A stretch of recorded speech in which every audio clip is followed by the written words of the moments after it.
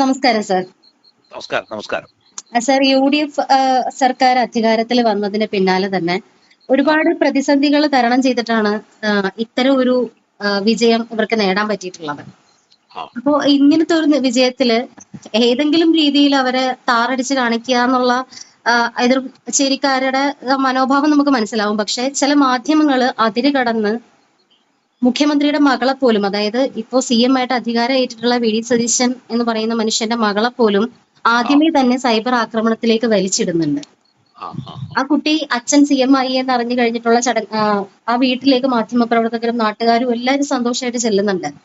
ആ ചെല്ലുമ്പോൾ റിപ്പോർട്ടർ ഒരു ഒരു പ്രസ്തുത ചാനലിന്റെ റിപ്പോർട്ടർ മൈക്കുമായിട്ട് ചെന്നിട്ട് ആ കുട്ടിയുടെ ഒപ്പീനിയൻ എടുക്കാൻ ചെല്ലുമ്പോൾ ആ കുട്ടി പറയുന്നുണ്ട്, മെച്ചുവേർഡ് ആയിട്ട് തന്നെ ആ കുട്ടി പറയുന്നുണ്ട്, അച്ഛൻ CM ആയതിൽ ഒരുപാട് സന്തോഷമുള്ള സമയമാണ്.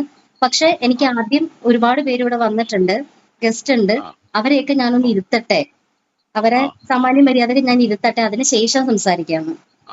പക്ഷെ ആ കുട്ടി ആ പറഞ്ഞത് മാധ്യമപ്രവർത്തകരെ കടക്ക് പുറത്താക്കി, CM ആയ ഉടനെ തന്നെ ധാർഷ്ട്യം കാണിച്ചു എന്നൊക്കെ പറഞ്ഞിട്ട് ഒരുപാട് സൈബർ അറ്റാക്ക് ആ മെയിൻ സ്ട്രീം മാധ്യമം ഉൾപ്പെടെ സോഷ്യൽ മീഡിയയിൽ ഇപ്പൊ നിറയുന്നുണ്ട്. ഈ ഒരു വിഷയത്തെ, ആ കുട്ടി ചെറുതാണ്, ഭയങ്കരമായിട്ടുള്ള ഒരു ചെറിയ കുട്ടിയും കൂടിയാണ്, പെൺകുട്ടിയാണ് അവള്. അപ്പൊ ആ കുട്ടിക്ക് നേരെ പോലും ഇപ്പോ സ്റ്റാർട്ടിങ്ങിൽ തന്നെ നടത്തിയിരിക്കുന്ന ഈ ഒരു പരാമർശത്തെ എങ്ങനെയാണ് സാർ നോക്കുന്നത്? അല്ല, ഇതിനകത്തൊരു ഒരു ഒരു ഞാൻ ഈ സംഭവം കണ്ടില്ല. പക്ഷെ ഞാൻ ഇത് സാധനം അതിന്റെ അകത്ത് ഏറ്റവും പ്രാഥമികമായ സാധനം ഇതൊരു മനഃശാസ്ത്രപരമായ ഒരു വിഷയമാണ്. ഒന്ന് അതിൽ ഏറ്റവും പ്രധാനപ്പെട്ട വിഷയം എന്ന് പറഞ്ഞാല്, പിന്നെ മുൻ മുഖ്യമന്ത്രി ആയിരിക്കുന്ന ഒരാളുടെ മകളുണ്ട്. ആ മകൾ ഈ കേരള പൊളിറ്റിക്സിൽ കാണിച്ചിരിക്കുന്ന അഹങ്കാരത്തിന്റെയും അധികാരത്തിന്റെയും പിന്നെ അർമാദിപ്പിന്റെയും ചിത്രങ്ങൾ കോടതികളിലെ വ്യവഹാരങ്ങളായിട്ട് നിലനിൽക്കുന്ന ചിത്രങ്ങളുമാണതെല്ലാം. അത് മുഴുവൻ തന്നെ CMRL, SFIO അങ്ങനെ വരുന്ന ഒട്ടനവധി സംഭവങ്ങളുടെ എന്താ പറയാ അധാർമികതകളുടെ ആഘോഷങ്ങളാണ് ശരിക്കും അതെല്ലാം.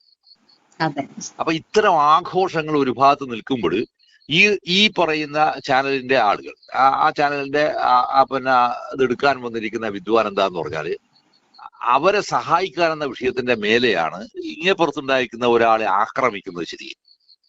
ശരിക്ക് ഇവരൊന്നും മാധ്യമപ്രവർത്തകരല്ല. മാധ്യമപ്രവർത്തകരല്ല ഇതൊന്നും, ഒരിക്കലും മാധ്യമപ്രവർത്തകരല്ല. അതിൽ ഏറ്റവും മനോഹരമായ സാധനം എന്താന്ന് പറഞ്ഞാല്, പിന്നെ ഞാൻ കണ്ടിട്ടില്ലെങ്കിൽ നിങ്ങൾ പറഞ്ഞതിന്റെ അടിസ്ഥാനം ഞാൻ പറയാണ്, അച്ഛൻ മുഖ്യമന്ത്രിയായി, അപ്പൊ അതിന്റെ സന്തോഷമുണ്ട്. അതിന്റെ കൊണ്ട് തന്നെ ഒരുപടി ആളുകൾ വരുന്നുണ്ട്. അവരെ എനിക്കൊന്ന് അവരിലൊന്ന് മാനേജ് ചെയ്യണം എന്ന് പറഞ്ഞാൽ സ്വാഭാവികമായിട്ടും ഒരു കുട്ടിയുടെ, പ്രത്യേകിച്ച് ഒരു പെൺകുട്ടിയുടെ എന്ന് പറയുന്നത് പോലും തെറ്റാണ് ശരിക്കും. ആൺകുട്ടിയാൽ പെൺകുട്ടി എന്നല്ല പറഞ്ഞു. അത് വലിയ ഒരു ഉത്തരവാദിത്വത്തിന്റെയും ആഹ്ലാദത്തിന്റെയും നിമിഷമാണ്. ഈ ഉത്തരവാദിത്വം വായിക്കുന്ന ആഹ്ലാദത്തിന്റെ നിമിഷത്തിനകത്ത് കൊണ്ടുപോയി ഈ ഒരു സാധനം ചെയ്യുക എന്ന് പറഞ്ഞാൽ അർത്ഥം എന്താന്ന് പറഞ്ഞാൽ, ഇവരൊന്നും മാധ്യമ പ്രവർത്തകരല്ല എന്നുള്ളതാണ് ഇതിന്റെ പ്രാഥമികമായ ഒരു സാധനം. ഈ മാധ്യമ പ്രവർത്തകർ ഇത് പ്രാഥമികമായി ഇത് പറയുമ്പോൾ അതിനകത്ത് വരുന്ന ഒരു വലിയ സംഭവം എന്താ പറഞ്ഞാല്, PR വർക്കിലൂടെ മാത്രം നിലനിന്നിരിക്കുന്ന 10 വർഷക്കാലം നിലനിന്നിരിക്കുന്ന ഒരു മുഖ്യമന്ത്രിയാണ് ഈ പറയുന്ന നമ്മുടെ ഇപ്പൊ പിന്നെ എന്താ പറയുക കാലഹരണപ്പെട്ടു പോയിരിക്കുന്ന ഒരാൾ. അയാൾ കാലഹരണപ്പെടാൻ പോവുകയല്ല, ആ സാധനം വളരെ ലൈവായി വരാൻ പോവുകയാണ്. എങ്ങനെയാണെന്നറിയോ നിങ്ങൾ? ഇത് ഈ പറയുന്ന പുതിയ മന്ത്രിസഭ അധികാരമേറ്റതിന് ശേഷം അദ്ദേഹം ധവളപത്രം പുറപ്പെടുവിക്കാൻ തീരുമാനിച്ചു. ആ മന്ത്രിസഭ അതിലൂടെയാണ് ഇയാൾ എത്രമാത്രം കള്ളനായിരുന്നുവെന്നും എവിടെയെല്ലാമാണ് നെറികേടും അധാർമികകളും പിന്നെ കുറ്റകൃത്യങ്ങളും ചെയ്തെന്നുള്ള മുഴുവൻ സംഭവങ്ങളും റിവീൽ ചെയ്യപ്പെടുകയാണ്. 4 പിന്നെ പ്രമുഖരായിരിക്കുന്ന സാമ്പത്തിക വിദഗ്ധരെ ഉൾപ്പെടുത്തിക്കൊണ്ടാണ് ധവളപത്രവും പുറപ്പെടുവിക്കുന്നത്. ഇതോടെ ഇവരിപ്പോ ഉന്നയിക്കാൻ ആഗ്രഹിക്കുന്നു എന്ന് പറഞ്ഞു വരുന്ന വലിയ ബഹളങ്ങളുണ്ട്. ശരിക്കും ഇടതുപക്ഷ ജനാധിപത്യ മുന്നണി വലിയ ബഹളങ്ങൾ ഉണ്ടാക്കാൻ പോകുന്നു പറയുന്ന എന്താ പറയാ, ഇതെല്ലാം എന്ന് പറയാ നാടൻ പടക്കത്തിന്റെ ബല പോലും ഇല്ലാതെ ചീറ്റിപ്പോകുന്ന സംഭവങ്ങളാണതെല്ലാം. രാഷ്ട്രീയമായും പ്രത്യയശാസ്ത്രപരമായും ചീറ്റിപ്പോകുന്ന വിഷയങ്ങൾ ഉണ്ടാകുമ്പോഴാണ് ഒന്നൊന്ന് ആലോചിക്കേണ്ട വിഷയം എന്ന് പറഞ്ഞാൽ, പിന്നെ ഒരു പുതിയ മുഖ്യമന്ത്രി അധികാരമേറ്റ് ഒരു ദിവസമേ ആയിട്ടുള്ളൂ. ഒറ്റ ദിവസമാകുമ്പോഴത്തേക്കും അവരുടെ വീട്ടിലേക്ക് കയറി ആക്രമിക്കുമ്പോഴാണ് ഈ ആക്രമണം നടത്താൻ പ്രേരിപ്പിച്ചിരിക്കുന്ന, അല്ലെങ്കിൽ ഈ ആക്രമണം നടത്താൻ ആഗ്രഹിച്ചിരിക്കുന്ന ഒരു ചാനലുണ്ടല്ലോ, ആ ചാനലിന്റെ ആളുകൾ തിരിച്ചറിയുന്ന ഒരു വളരെ പ്രധാനപ്പെട്ട വിഷയം എന്താന്ന് പറഞ്ഞാല്, ഈ മുൻ മുഖ്യമന്ത്രിയായിട്ട് ഇപ്പൊ പ്രതിപക്ഷ നേതാവായിട്ട് ഉളുപ്പില്ലാതിരിക്കുന്ന ഒരാളില്ലേ, ഞാനത് പറയുന്നത് ഞാൻ വിശദീകരണം തരാം. ഈ ഉളുപ്പില്ലാതിരിക്കുന്ന ആളുടെ മകളെ കുറിച്ച് മാത്യു കുളനാടൻ ഒരു വിഷയം ഉന്നയിച്ച വേറൊന്നുമല്ല ഉന്നയിച്ചത്, SFIO കേസുമായി ബന്ധപ്പെട്ട വിഷയത്തിന്റെ മുള്ള പറഞ്ഞ് ഇയാൾ നിയമസഭയിൽ പൊട്ടിത്തെറിച്ചിരിക്കുന്ന വിഷയം കണ്ടിട്ടില്ല അന്നേരം. അതെ. ഈ പൊട്ടിത്തെറിക്കാൻ മാത്രം ഭീരുവും ദുർബലനുമായിരിക്കുന്ന ഒരാൾ ഒരു ഭാഗത്ത് നിൽക്കുമ്പോഴാണ് നിങ്ങൾ തിരിച്ചറിയേണ്ടത്. ഒരാൾ മുഖ്യമന്ത്രിയായി 24 മണിക്കൂർ കഴിയുമ്പോൾ ഒരു ചാനലിനെ പറഞ്ഞു വിട്ടിട്ട് നമ്മൾ ഏറ്റവും മ്ലേച്ഛമായ ഭാഷയാണ് ഉപയോഗിക്കുന്നത്. ആ ഭാഷ ഞാൻ ഇതിനകത്ത് പ്രയോഗിക്കുന്നില്ല, മര്യാദയില്ലാത്തവർക്ക്. അവരെ കൊണ്ട് ഇത്തരത്തിലുള്ള ഒരു സാധനം ഉദ്ഘാടനം ചെയ്യിപ്പിക്കാൻ ശ്രമിക്കാവുന്ന അർത്ഥം എന്താണ്? എന്നിട്ട് യാതൊരു ലജ്ജയുമില്ലാതെ അതിനകത്തേക്ക് കയറിയിട്ടാണ് ചെല്ലുമ്പോൾ അവിടെ ഉണ്ടാക്കുന്ന റെസ്പോൺസ് എന്തായിരുന്നു പബ്ലിക്കിൻ്റെത്? ഈ മനുഷ്യൻ 100 തവണ ആലോചിക്കണ്ടേ? പാർട്ടി സെക്രട്ടറി ആയാലൊക്കെ നടന്നു പോകുന്നത് ഇരുമ്പ് പോലെ നടന്നു പോകുന്നേരം, അല്ലെങ്കിൽ ഉരുക്ക് പോലെ നടന്നു പോകുന്നവർ ആലോചിക്കണ്ടേ? എന്തുകൊണ്ടാണ് ജനം ഇങ്ങനെ എന്നെ ആക്ഷേപിക്കുകയും പരിഹസിക്കരുത്? ഇവരിന്ന് പോയില്ലായിരുന്നുവെങ്കിൽ നാളെ കേരളത്തിലെ തെരുവിലൂടെ ഇവർക്ക് സഞ്ചരിക്കാൻ കഴിയില്ലാത്തൊരവസ്ഥ ഉണ്ടാകുമെന്ന് പൊതുജനം പറഞ്ഞത് വിഷയത്തിന്റെ മേലെയാണ്. ഇവിടെയും നിങ്ങൾ കാണാൻ ഉദ്ദേശിക്കുന്ന ആംഗിളിലേ അല്ല ഞാൻ ഈ വിഷയത്തെ കാണുന്നത്. ഇതിൽ ഏറ്റവും പ്രധാനപ്പെട്ടിരിക്കുന്ന വിഷയം എന്താണെന്ന് പറഞ്ഞാല്, ഈ വി ഡി സതീശൻ എന്ന് പറയുന്ന പുതിയ മുഖ്യമന്ത്രി വരുന്നതിന് മുമ്പ് നമുക്ക് കണ്ടിരിക്കുന്ന ഇതിന് സമാനമായിരിക്കുന്ന ഒരുപാട് സന്നിഗ്ധാവസ്ഥകൾ കേരളം കണ്ടിട്ടുണ്ട്. ഈ സന്നിഗ്ധാവസ്ഥയ്ക്ക് ഏറ്റവും പ്രധാനപ്പെട്ടിരിക്കുന്ന ഒരു ഐക്കൺ ആരാണെന്ന് പറഞ്ഞാൽ അത് വി എസ് അച്യുതാനന്ദനാണ്. സീറ്റ് നിഷേധിക്കപ്പെട്ടിരിക്കുന്ന വി എസ് അച്യുതാനന്ദൻ. ഇതിന്റെ ഭാഗമായി തെരുവിൽ നടന്നിരിക്കുന്ന പ്രകടനങ്ങൾ, അതിൽ അയാളെ പാർട്ടിക്കകത്ത് പരാജയപ്പെടുത്താൻ ശ്രമിച്ചിരിക്കുന്ന പരശതം സംഭവങ്ങളല്ല. പരശതം സംഭവങ്ങൾ CPM-നകത്തുണ്ട്. ആ പരശതം സംഭവങ്ങൾ ആരിലൂടെയാണ് വന്നത്? അത് ഈ പറയുന്ന മുൻ മുഖ്യമന്ത്രി ഇപ്പോഴത്തെ പ്രതിപക്ഷ നേതാവിലൂടെയാണ് വന്നത്. പക്ഷെ ഇപ്പുറം വരുന്നേരം അത് സ്വാഭാവികമായി കോൺഗ്രസ് പാർട്ടി എന്ന് പറയാവുന്ന ഒരു ബഹുജന ജനാധിപത്യം എന്നെല്ലാം പറയാവുന്ന സംഭവം ഉണ്ടല്ലോ, അതിനകത്ത് വരുന്ന സംഭവത്തിന്റെ ഭാഗമായി വരാവുന്ന ഗ്രൂപ്പ് വർക്കുകളുടെ ഭാഗമായാണ്. പക്ഷെ അതിനെല്ലാം പുറകിൽ നിൽക്കുന്ന ഒരു മാസിന്റെ പിൻബലമുണ്ട് അതിനകത്ത്. ഈ മാസിന്റെ പിൻബലത്തെ വാസ്തവത്തിൽ ആര് ഭയക്കുന്നു? ഭയക്കുന്ന ഒരൊറ്റയാളെ കേരളത്തിലുള്ളൂ. ആ ഭയക്കുന്ന ആളെ കേരളത്തിലെ പ്രതിപക്ഷ നേതാവാണ് ഭയക്കുന്നത്. ഒപ്പം തന്നെ ഈ ഇപ്പോഴത്തെ പാർട്ടി സെക്രട്ടറി ആയിരിക്കുന്ന ഗോവിന്ദനുമാണ് ഭയക്കുന്നത്. അയാളുമായി ബന്ധമുള്ള ചാനലായിരിക്കുമല്ലോ സ്വാഭാവികമായിട്ട് ഈ സാധനം ചെയ്തിട്ടുണ്ടാവുക. ഉറപ്പ് 100%. ഞാൻ സാധനം കണ്ടിട്ടില്ല എങ്കിലും ഞാൻ പറയാണ്, അവർക്ക് വേണ്ടി ചെയ്യുന്ന ചാനലുമായിരിക്കും, ഉടുപ്പില്ലാതെ ചെയ്യുന്ന സാധനങ്ങളായിരിക്കും. അതിൽ അയാളുടെ ഭാര്യ സ്ഥാനാർത്ഥിയായപ്പോ ഈ കേരളത്തിലെ ചാനലിനകത്ത് ഈ ചാനൽ എന്തായിരിക്കും ചെയ്തിട്ടുണ്ടാവുക എന്ന് ഇപ്പൊ ഇമാജിൻ ചെയ്യാനേ പറ്റുള്ളൂ നമുക്ക്. അപ്പൊ ഇത്തരം ഒരു അസംബന്ധ നാടകത്തിലേക്ക് ഒരു സംഭവത്തെ കൊണ്ടുപോകുമ്പോ നാം തിരിച്ചറിയുന്ന സംഭവം എന്താണെന്ന് പറഞ്ഞാല്, ഒരു ദിവസം ആകുമ്പോഴത്തേക്ക് സാധനം ആലോചിക്കുക എന്ന് പറഞ്ഞ അർത്ഥം എന്താണ്? നിങ്ങൾ സഹിക്കാൻ പറ്റുന്നില്ല എന്നുള്ളതാണ്. ഈ സഹിക്കാൻ പറ്റുന്ന അവസരത്തിന്റെ ഏറ്റവും പ്രധാനപ്പെട്ട വിഷയം എന്ന് പറഞ്ഞാൽ 2 പ്രധാനപ്പെട്ടിരിക്കുന്ന പൊളിറ്റിക്കൽ തീരുമാനം, നയപരമായ സർക്കാർ തീരുമാനങ്ങൾ ഈ സർക്കാർ എടുത്തു എന്നുള്ളതാണ്, ഡിക്ലെയർ ചെയ്തു. അതിൽ ഏറ്റവും പ്രധാനം ആശാ വർക്കർമാരുടെ ഓണറേറിയത്തിന്റെ വിഷയമാണ്.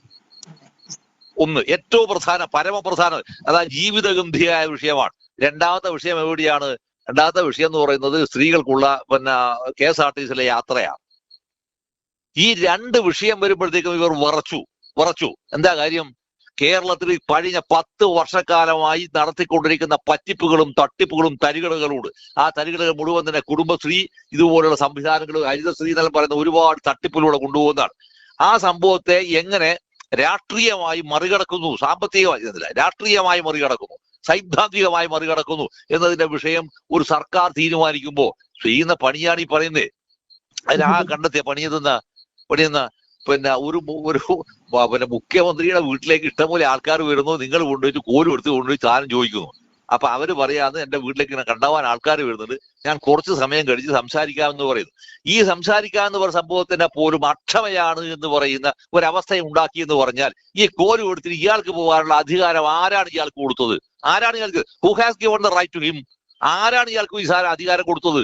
അത് ജനാധിപത്യപരമായ അവകാശമാണ്. ആണ് എങ്കിൽ ഈ ജനാധിപത്യപരമായ അവകാശം ആർക്കുണ്ട്? ഈ പറയുന്ന കുട്ടിക്കുണ്ട്. ആ കുട്ടി അത്രയേ പറഞ്ഞുള്ളൂ. അതിനെ ഈ രീതിയിലേക്ക് ഡൈവേർട്ട് ചെയ്യാന്ന് പറഞ്ഞത് നിങ്ങൾ നേരെ തിരിച്ചു നോക്കും. ഞാൻ നിങ്ങൾ പറയുമ്പോൾ ഞാൻ വളരെ കൃത്യമായി മെമ്മറൈസ് ചെയ്യാണ് ഇത് ഏതായിരിക്കും ഈ പറയുന്ന ഒരു സംഭവം. അതിനകത്ത് 100 സീറ്റ് കിട്ടുമെന്ന് പറയുന്നത് വീട്ടിൽ കിട്ടുമെന്ന് പറയാവുന്ന ഒരു വഷളനുണ്ട്. അതിനകത്ത് ഒരു അവതരിപ്പിച്ച ഒരാൾ 100 സീറ്റ് വീട്ടിൽ കിട്ടുമായിരിക്കും എന്ന് പറയുന്ന ഒരാൾ. ആ ആളെ പരിഹസിക്കുന്ന അതിനകത്തെ 2 പ്രധാനപ്പെട്ട അവതാരകയുണ്ട്. ഒന്ന് മാധു എന്ന് വിളിക്കുന്നവരും മറ്റൊന്ന് സ്മൃതി പരുത്തിക്കാട്. ഈ 2 പേര് ഇയാൾ ചോദിക്കുക CLP എന്താണെന്ന് അറിയാമോ? ആരെയാണ് ഇത് പഠിപ്പിക്കാൻ പോകുന്നത്? പബ്ലിക്കിനെ പഠിപ്പിക്കാണെന്ന പേരിൽ ആരെയാണ് പഠിപ്പിക്കാൻ പോകുന്നത്? ശ്രുതി പരുത്തിക്കാരൻ, സിദ്ധാർത്ഥ പരുത്തിക്കാരന്റെ മകളെയോ മാധുവിനെ എനിക്ക് ആ മറ്റു രീതി എനിക്ക് അറിയില്ല. പക്ഷെ പിന്നെ മാധു ഇതേപോലെ തന്നെ ഗംഭീരമായിരിക്കുന്ന ഒരു അവതാരകയാണ് അവരുടെ ചിരി അതിനകത്ത് വരുമ്പോഴാണ് അപ്പോഴെങ്കിലും ഈ ഇത്തരം ഒരു സാധനം അവതരിപ്പിക്കുന്ന ഒരു ആൾക്ക് വാസ്തവത്തിൽ വഷളത്തരം തോന്നണ്ടേ? ഈ തോന്നാതിരിക്കുന്ന ആളാണ് ഈ പറയുന്ന കോല് കൊടുത്തേച്ച് ഇത് പറഞ്ഞേച്ചെന്നാണ് എനിക്ക് കൃത്യമായിട്ട് ഇപ്പോ അനുമാനിക്കാൻ കഴിയുന്നത്. തീർച്ചയായിട്ടും സർ. ഈ അനുമാനത്തിന്റെ ബലത്തിൽ ഞാൻ ചോദിക്കുന്ന ചോദ്യം എന്താണെന്ന് പറഞ്ഞാൽ, സത്യത്തിൽ എന്താണ് വാസുദേവ് അവർ ആലോചിക്കുന്നത്? ഒറ്റ സംഭവം മാത്രമാണ്.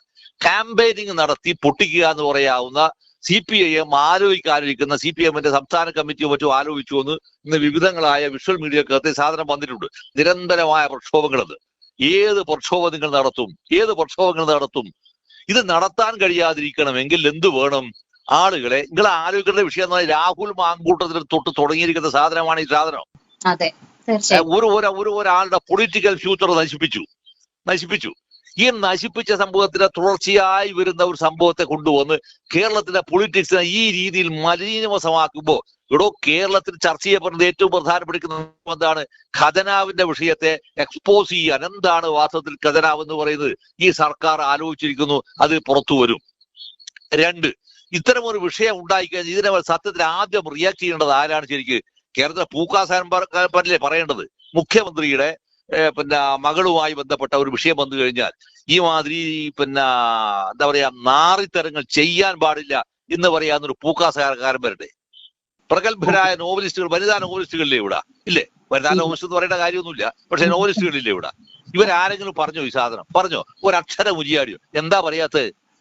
ഈ പറയാതിരിക്കുന്നു എന്ന് പറയുന്നതാണ് സാംസ്കാരിക ദൂരം മാത്രമല്ല, സാംസ്കാരിക രാഷ്ട്രീയ ദൂരവും മാത്രമല്ല, അത് പ്രത്യയശാസ്ത്രപരമായ ദൂരമാണ്. ഈ പ്രത്യയശാസ്ത്രപരമായ ദൂരത്തിനകത്ത് വളരെ കൃത്യമായിരിക്കുന്ന ഒരു പൊളിറ്റിക്സ് ഉണ്ട്. ആ പൊളിറ്റിക്സ് എവിടെയാണ്? ആ പൊളിറ്റിക്സ് ഒരു ഹൈന്ദവ പൊളിറ്റിക്സിന്റെ ഭാഗമാണ്, ഹിന്ദു പൊളിറ്റിക്സിന്റെ ഭാഗമാണ്. കാരണം സംസാരിച്ചത് ആരാണ് സംസാരിച്ചത്? ഒരു പെൺകുട്ടിയാണ് സംസാരിച്ചത്. എനിക്ക് ആ കുട്ടിയെ അറിയില്ലേ, പക്ഷെ എങ്കിൽ പോയി ഞാൻ പറയാം, ഇവരുടെ ഒരു ഭാവനയിൽ ഞാൻ പറയാം. ഒരു പെൺകുട്ടിയാണ് സംസാരിച്ചത്, ഒരു മകളാണ് സംസാരിച്ചത്. മകൾക്ക് സംസാരിക്കാൻ അവകാശമില്ല. മകൾക്ക് സംസാരിക്കാൻ അവകാശമില്ല എന്ന് പറയുന്ന ഒരു അവസ്ഥയിലേക്ക് ഒരു സംഭവത്തെ കൊണ്ടുവരിക എന്ന് പറഞ്ഞാൽ അർത്ഥം എന്താണ്? ഈ കേരളത്തിന്റെ ഒരു പൊളിറ്റിക്കൽ നവോത്ഥാന സംഭവത്തെ നശിപ്പിക്കുന്ന രാഷ്ട്രീയത്തിന്റെ ഭാഗമാകുന്നു എന്നാണ് അർത്ഥം. ഈ നവോത്ഥാന രാഷ്ട്രീയത്തിന്റെ ഭാഗമായി സംസാരിക്കുമ്പോൾ ഞാൻ ഇതിനകത്ത് വളരെ സുപ്രധാനമായിരിക്കുന്ന ഒരു സംഭവം, ഒന്ന് രണ്ട് സംഭവം ഞാൻ പറയാം. ഈ മലബാർ മേഖലയിൽ നടന്നിരിക്കുന്ന ഏറ്റവും വലിയ നവോത്ഥാന പ്രക്രിയയുടെ ഭാഗമായി മഹാത്മാഗാന്ധിക്ക് എന്താ പറയാ കാതല ഊരിക്കൊടുത്തിരിക്കുന്ന ഒരു കൗതുക ടീച്ചറെ കുറിച്ചാണ് ഏറ്റവും ഗംഭീരമായി പറയുക. നിങ്ങൾ കേട്ടിട്ടുണ്ടാവില്ല കൗതുക ടീച്ചറുടെ ഊരിക്കൊടുത്തത്? പക്ഷെ ധർമ്മടത്ത് തക്ക ഊരിക്കൊടുത്തിരിക്കുന്ന ഒരു ചീരൂട്ടിയുണ്ട്. അറിയാമോ? ഇവർക്ക് ആർക്കെങ്കിലും അറിയാമോ? കേരളത്തിൽ എത്ര ആളുകൾക്കറിയാം ഈ ചീരൂട്ടി എന്ന് പറയുന്ന സ്ത്രീ എങ്ങനെയാണ് തമസ്കരിക്കപ്പെട്ടു പോയത് എന്ന്? ആരെങ്കിലും എത്ര ഇടതുപക്ഷക്കാരൻ പറഞ്ഞിട്ടുണ്ട് കേരളത്തിൽ? ഈ ഷാജിദ് പറയുമ്പോഴല്ല നിങ്ങൾ ആരാണ് അറിയുന്നത്? ഞാനിത് കഴിഞ്ഞ ദിവസം ചൂരേചന്ദ്രൻ മാസ്റ്റർ അദ്ദേഹത്തിന്റെ മുൻപിൽ വന്നിരിക്കുന്ന ഒരു റിസർച്ച് ചെയ്തിരിക്കുന്ന ഒരു കുട്ടിയോട് സംസാരിക്കുമ്പോഴാണ് അദ്ദേഹമാണ് ഈ സാധനം പറയുന്നത്. ധർമ്മടത്ത് ചീരൂട്ടി എന്ന് പറയുന്ന ഒരു സ്ത്രീ എന്ത് ചെയ്യുന്നു പറഞ്ഞാൽ ഗാന്ധിക്ക് തക്ക എന്ന് പറഞ്ഞാൽ നിങ്ങൾക്ക് അറിയോന്ന് അറിയില്ല. നമ്മുടെ ഈ ചെവിയുടെ ഏറ്റവും താഴെ വരുന്നൊരു ഭാഗമില്ലേ? ആ കാതിലിടുന്നതിന്റെ അകത്ത് വരുന്ന കുറച്ച് വണ്ണമുള്ള ഒരു സാധനം ഇടുന്നതാണ് തക്ക എന്ന് പറയാം. ഈ തക്ക ഊരിയിട്ട് ഗാന്ധിക്ക് കൊടുത്തതാണത്. ചരിത്രത്തിൽ വരാതിരിക്കാൻ കാരണം എന്താ അറിയോ? അത് ഈഴവ സ്ത്രീയായിരുന്നു എന്നുള്ളത് കൊണ്ടാണ്. മറ്റവരെന്താ പറഞ്ഞാൽ രാജകുടുംബവുമായി ബന്ധമുള്ളവരാണ്. ഞാനിത് ചന്ദ്രമാഷത്താണ് ഈ സാധനം ഞാൻ അറിയുന്നത്, അതുകൊണ്ടാണ് ഞാൻ ഈ സാധനം പറയുന്നത്. അപ്പൊ ചരിത്രം എന്ന സംഭവം എന്ന് പറഞ്ഞാൽ ഇതുപോലെ ആഢ്യന്മാർക്ക് മാത്രമുള്ള സംഭവമായിട്ട് മാറുമ്പോ ഈ ആഢ്യന്മാർക്കുള്ള സംഭവത്തിന്റെ ഭാഗമായിട്ട് എന്ത് ചെയ്യാന്നറിയോ? ഇതുപോലുള്ള ആക്ഷേപങ്ങൾ ഉന്നയിക്കുകയാണ് ചെയ്യുന്നത്.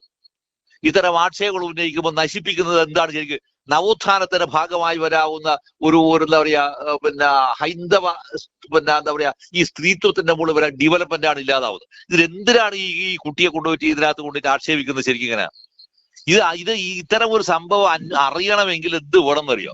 ഒറ്റ കാര്യം മാത്രമേ ഉള്ളൂ. പ്രത്യയശാസ്ത്രപരമായി പരാജയപ്പെട്ടു പോയിരിക്കുന്ന ഒരു പാർട്ടിക്ക് മുന്നേറുക സാധ്യമല്ലാതായിത്തീരുന്നു എന്നുള്ളതാണ് ഒന്ന്.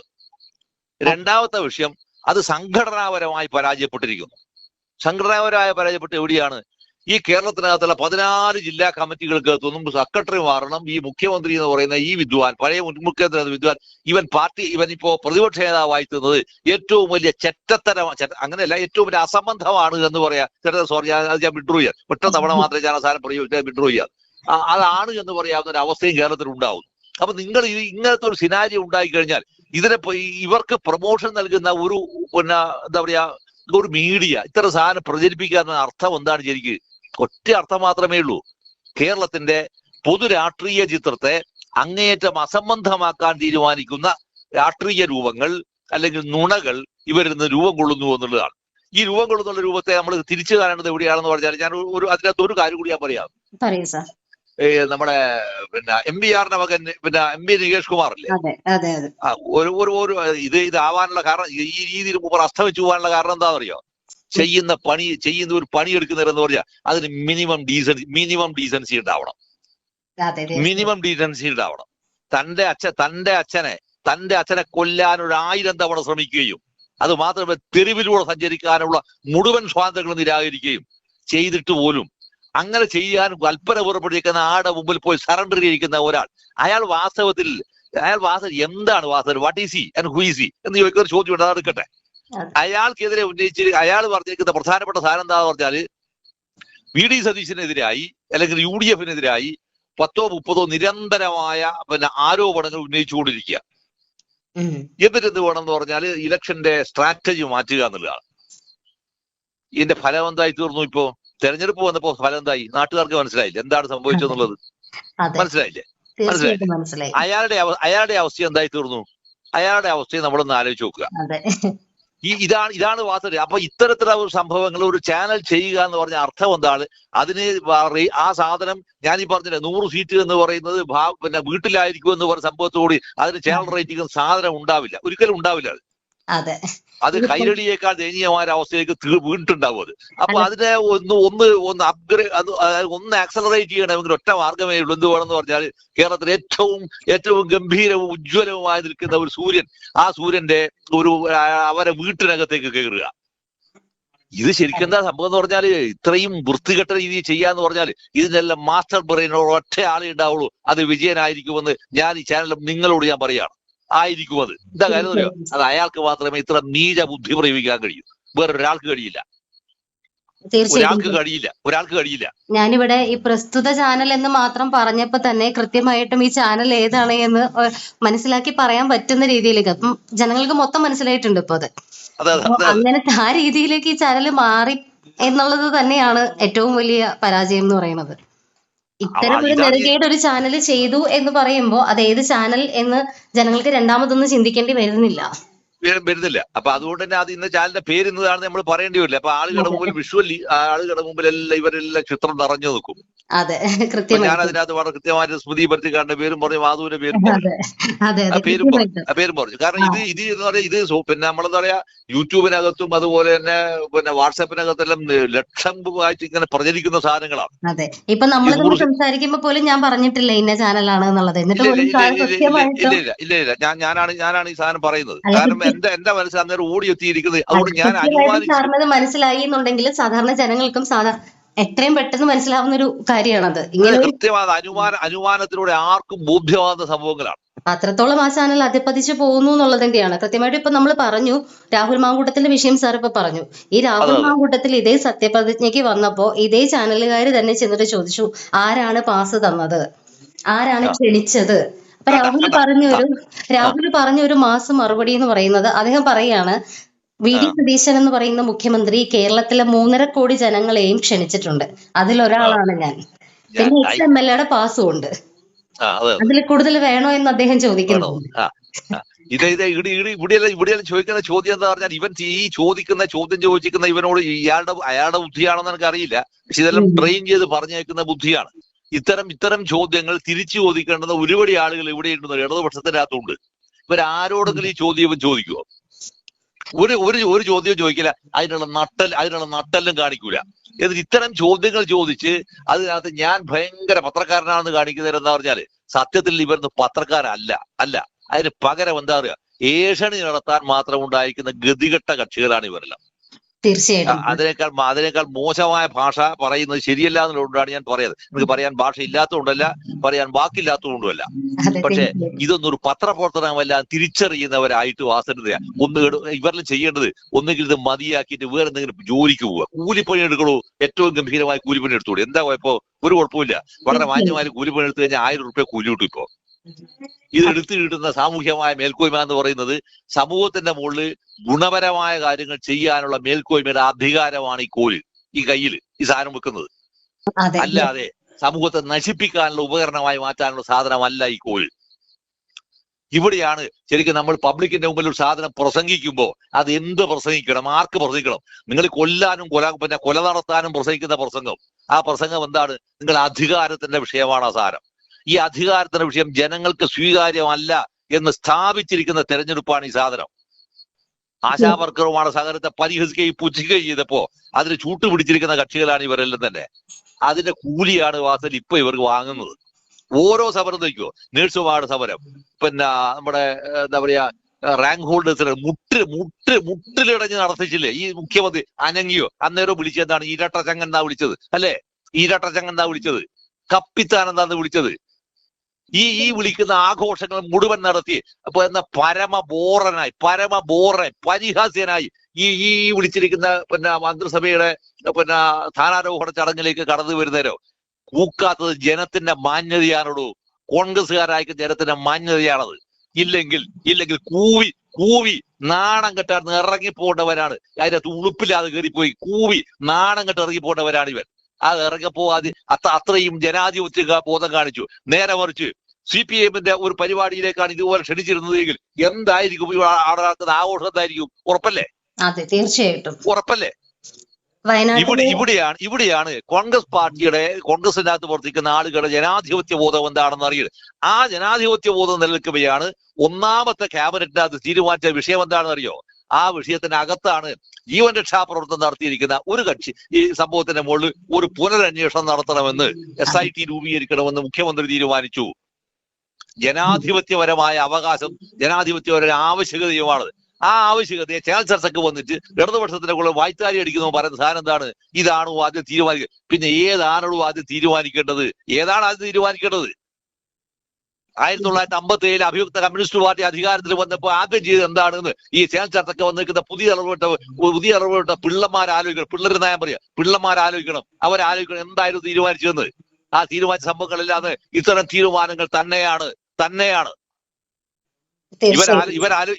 അപ്പോഴും BD സതീശനകത്ത് പറഞ്ഞിരിക്കുന്ന ഖണ്ഡിതമായി പറഞ്ഞിരിക്കുന്ന ഒരു സംഭവം ഇതിനകത്ത് കോടതി ഉത്തരവിട്ടിരിക്കുന്നത് പ്രകാരമാണ് ഞാൻ ഉത്തരവിടുന്നത് എന്നാണ്. കോടതി ഉത്തരവിട്ടത് കൊണ്ട് ഈ സാധനം അന്വേഷിക്കുന്നു എന്നാണ്. അപ്പോഴും കാണിച്ചിരിക്കുന്നത് ജനാധിപത്യത്തിന്റെ വളരെ എക്സ്റ്റെൻഡ് ആയിരിക്കുന്ന ഒരു അവസ്ഥയിൽ നിന്നുകൊണ്ട് പറയാവുന്ന മര്യാദയാണ് കാണിച്ചത്. CPM ഈ മര്യാദ കാണിക്കില്ല, ഉറപ്പാ കാണിക്കില്ല എന്നൊരു കാര്യം.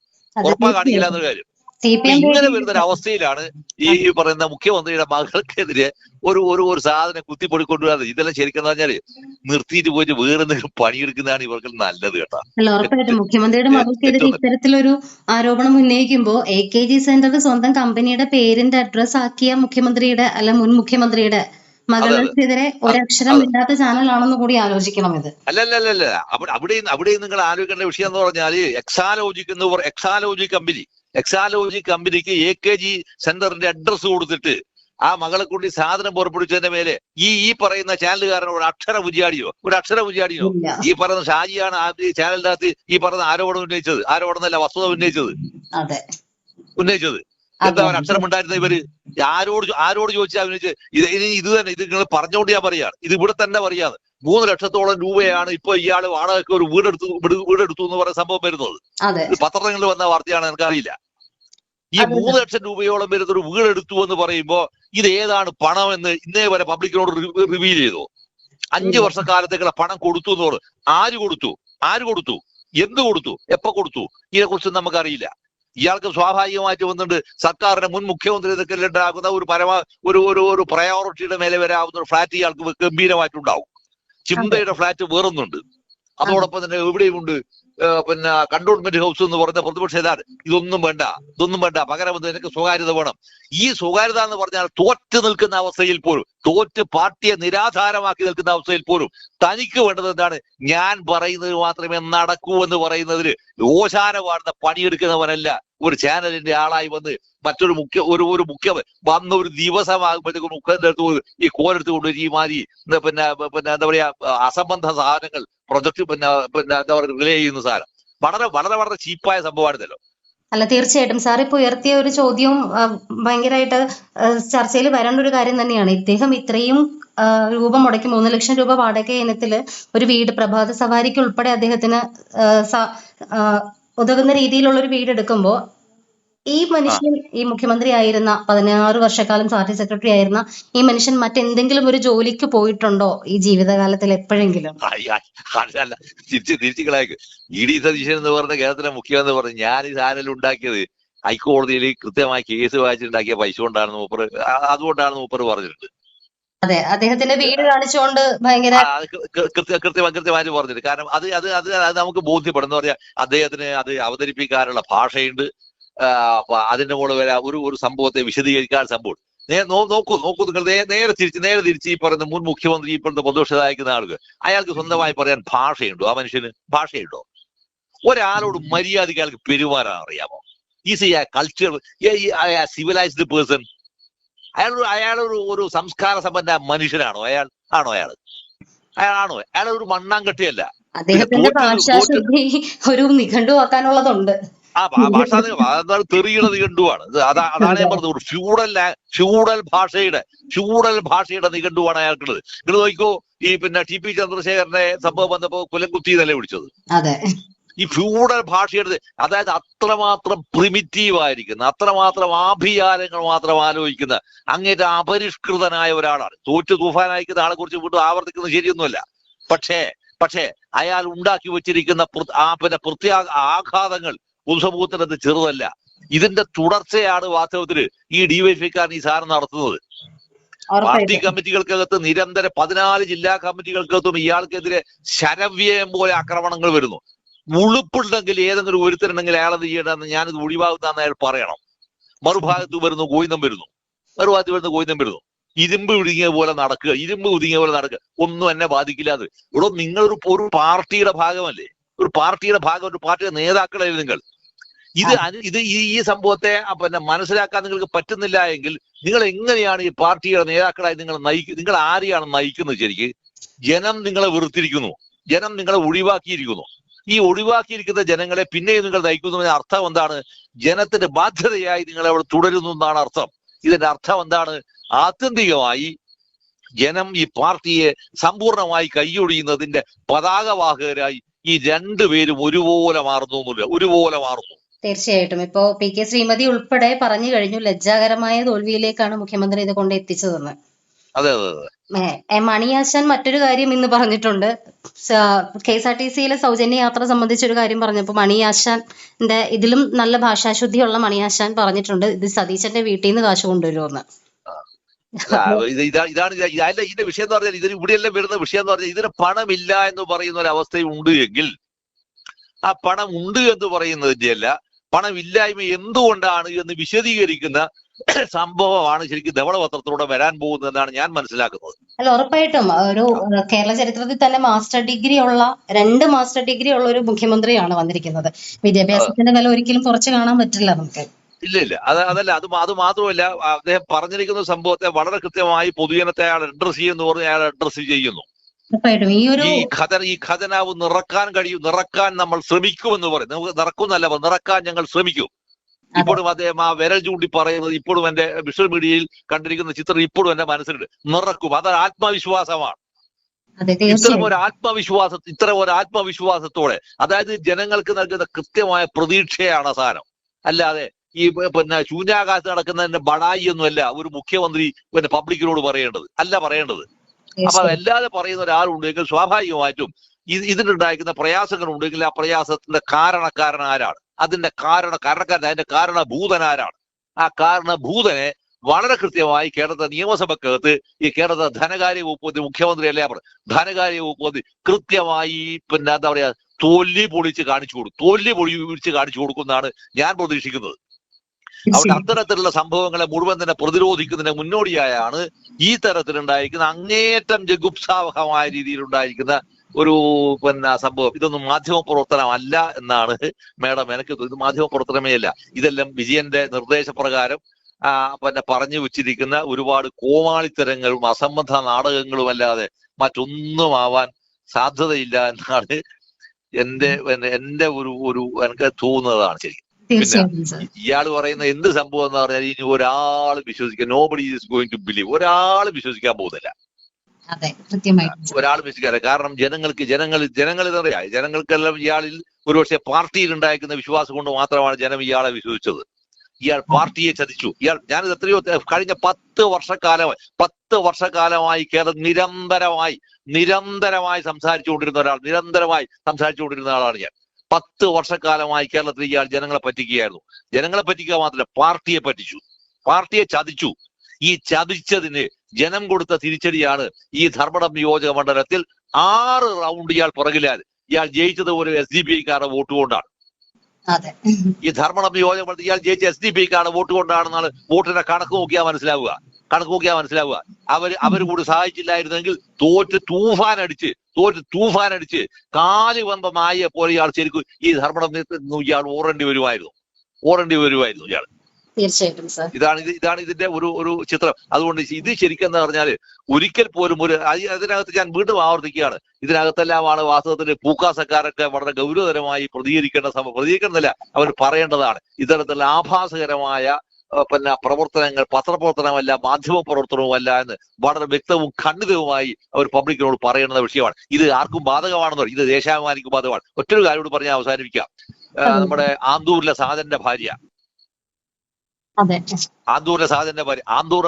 ഭാര്യക്കെതിരെ ശ്യാമള, ഇതാണ് ഈ MP ഗോവിന്ദന്റെ ഭാര്യ ശ്യാമള അന്ന് നടത്തിയിരിക്കുന്ന ആക്ഷേപം, ഒപ്പം തന്നെ അന്നത്തെ പിന്നെ പാർട്ടി ജില്ലാ സെക്രട്ടറി ആയിരിക്കുന്ന MP ജയരാജൻ നടത്തിയിരിക്കുന്ന ദേശാഭിമാനി പത്രത്തിനകത്ത് വന്നിരിക്കുന്ന ആക്ഷേപങ്ങൾ, ഇത്തരം ആക്ഷേപങ്ങളെല്ലാം നിങ്ങൾ പിന്നെ പറയുമ്പോ അതിൽ ജീവിതമുണ്ട് എന്ന്. ഫയലില് ജീവിതമുണ്ട് എന്ന് പറഞ്ഞിട്ട് ഫയൽ മുക്കലല്ല, അതിൽ ജീവിതമല്ല, ഫയൽ മുക്കല്ല ചെയ്യേണ്ടത്. ഇത് വാസ്തവത്തിൽ മനുഷ്യന്റെ ജീവിതമാണ്. ഈ സാധനം 25 കോടി ഉറുപ്പ്യ, അത്രയോ വലിയ കോടിക്കണക്കിന് ഉറുപ്പ്യാണ് മുതലാക്കിയിരുന്നത്. ആ സാധനം ആ മനുഷ്യൻ ആത്മഹത്യ ചെയ്യേണ്ടി വന്നത്.